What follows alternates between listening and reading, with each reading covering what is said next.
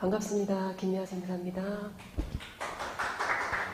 반갑습니다. 일요일인데 이렇게 나와주셔서 좀 보람된 시간이 되도록 저도 열심히 한번 강의를 하도록 하겠습니다.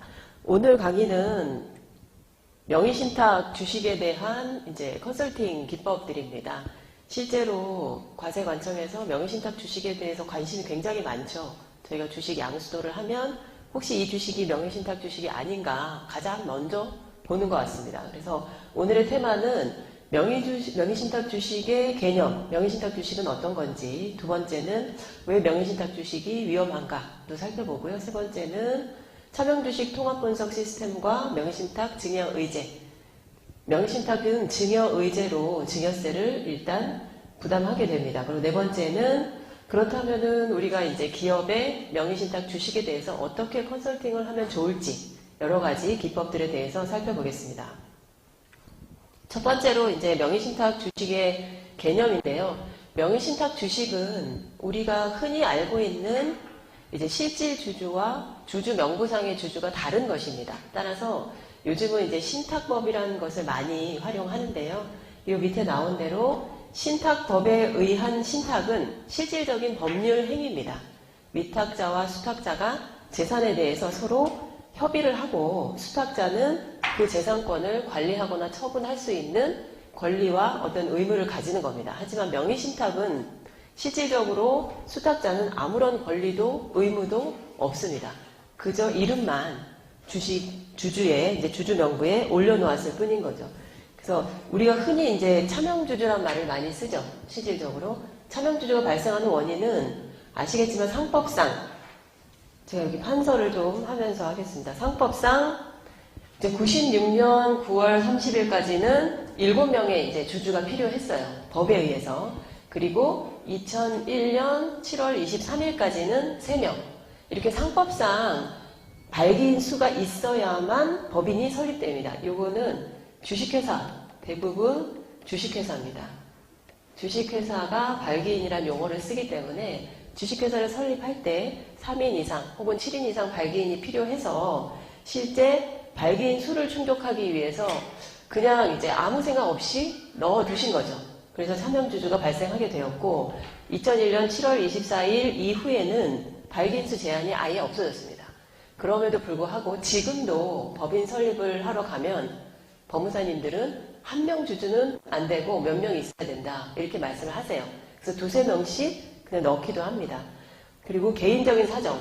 사실은 우리가 이제 IMF라는 어떤 경제 위기를 겪으면서 대표님들이 신용불량이니 뭐니 이런 게 굉장히 많았어요. 그럼에도 불구하고 사업은 계속 해야 되기 때문에 차명주주로 법인을 세웠고 이제 시간이 지나서 찾아오려고 하니까 실질적으로 세금 부담도 많고 이런 어떤 리스크에 직면하게 됩니다. 그리고 다섯 번째는 특별한 목적. 예를 들면은 이제 거래처의 어떤 요청에 의해서도 그렇고요. 또는 면허가 있거나 혹은 기술자가 주주가 되어야 한다거나 혹은 여성 기업이 되기 위해서도 실질적인 차명주주를 활용하기도 했습니다. 그리고 기타 목적은 어떻게 보면은 우리가 이제 주식을 차명으로 할 수밖에 없다라는 것은 사업을 영위하기 위해서 또는 제일 많은 게 사실은 글씨가 잘 안 보일 수도 있는데요. 과점주주 회피가 가장 컸어요. 항상 지금도 법인 설립하면 과점주주가 되면 어떤 불이익이 있는지 많이 여쭤봅니다. 실제로 과점주주가 할 수 있는 불이익은 이미 아시겠지만 2차 납세 의무 하나예요. 그것도 연대 납세 의무는 없고요. 각각 지분율대로. 그래서 가장 큰 게 과점주주 회피. 과점주주 회피가 가장 큰 명의신탁의 어떤 원인입니다. 그러면 우리가 이런 명의신탁을 해지해야 됩니다. 해지라는 거는 해제와는 조금 다른 개념이에요. 해제는 처음으로 돌아가서 아예 없어지는 거고 그러니까 무효가 되는 거고 해지는 지금 시점에 해지를 해서 앞으로는 내가 주주가 되는 겁니다. 그래서 명의신탁 해지의 개념은 명의 수탁자 명의로 되어 있는 재산을 실제 소유자 명의로 환원하는 겁니다. 이렇게 법을 보면 따라서 명의신탁 해지는 아까 말씀드린 대로 증여예요. 지금 시점에 해지를 하기 때문에. 하지만 명의신탁자가 본인 명의로 환원하는 것은 증여세 대상이 아니다 라고 규정하고 있습니다. 그리고 두 번째는 실제 소유자 외에 우리가 가끔 보면 명의신탁한 주식을 증여하는 경우가 있습니다. 근데 이 주식을 증여했을 때 그게 명의신탁 주식으로 밝혀지면 실제 소유자가 증여한 걸로 봅니다. 이 의미는 명의신탁 차명주주가 실질 소유자에게 환원하고 실질 소유자가 증여했다. 이렇게 본다는 겁니다. 실제 이런 사례들은 굉장히 많습니다. 아버지가 명의신탁한 주식을 아들의 명의로 이제 누군가로부터, 요거는 이제 증여지만 양도해서 나중에는 아버지한테 갔다가 다시 아들한테 갔다라고 해서 이중과세를 매긴 사례도 굉장히 많습니다. 그리고 간주취득세 제외. 요거는 저희가 명의신탁 해지로 신고를 하게 되면 주주명부가 이제 지방청에도 알게 됩니다. 그러면 거기서 실제로 예를 들어 49%만 갖고 있다가 60%를 명의신탁 했었는데 요걸 찾아보니까 100%가 되죠. 그래서 과세관청에서는 지방청에서 간주취득세를 납부하라 보내줍니다. 과거에는 우리가 명의신탁 실소유자 확인 제도로 찾아와도 지방청에서는 그건 그거고 별도로 이제 입증을 하라고 굉장히 많이 했어요. 그래서 실제 다툼이 굉장히 많았습니다. 과세관청에서 확인해 준 것을 다시 입증 서류를 내라고 하니까요. 그 입증 서류 중에 가장 많은 게 아시겠지만 이제 금융증빙입니다. 우리는 금융증빙이 거의 없어요.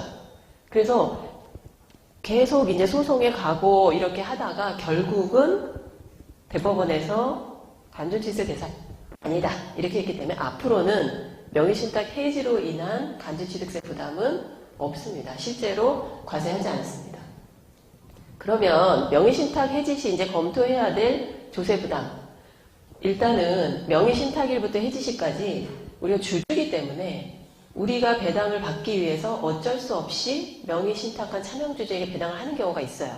그러면 명의신탁일부터 해지 시까지의 배당, 그 배당한 금액에 대해서는 배당소득세가 과세가 됩니다. 찾아왔을 때 이 말은 실제 주주가 원래 배당을 받아야 되는데 차명주주가 받았기 때문에 실제 주주에게 배당을 환원해줘야 되는 거죠. 그래서 소득세를 수정신고합니다. 이때는.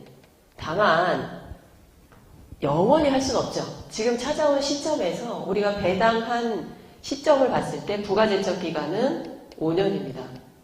5년이라는 것은 일반 명의신탁으로 보고 일반 부가제척 기간을 적용한 거예요. 실제로는 10년까지 적용한 사례가 있었습니다. 그래서 이것도 다퉈서 실질적으로 5년으로 되었습니다.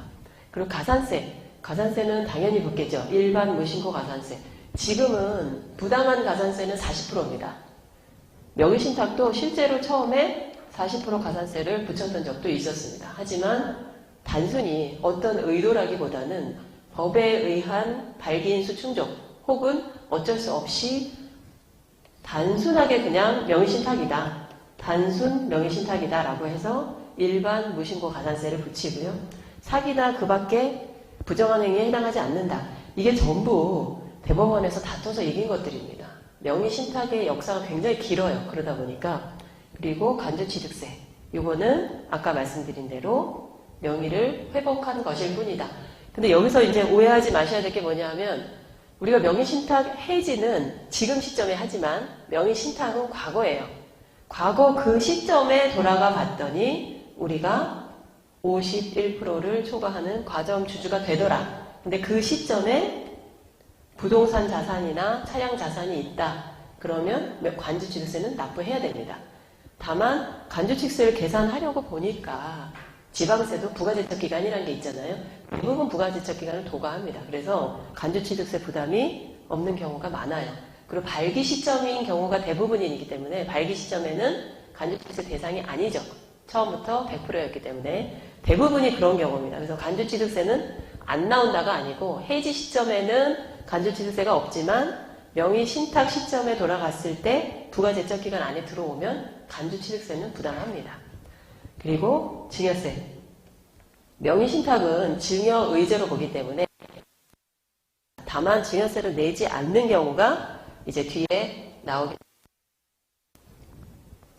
그러면 이런 명의신탁이 왜 위험한지 한번 살펴보겠습니다.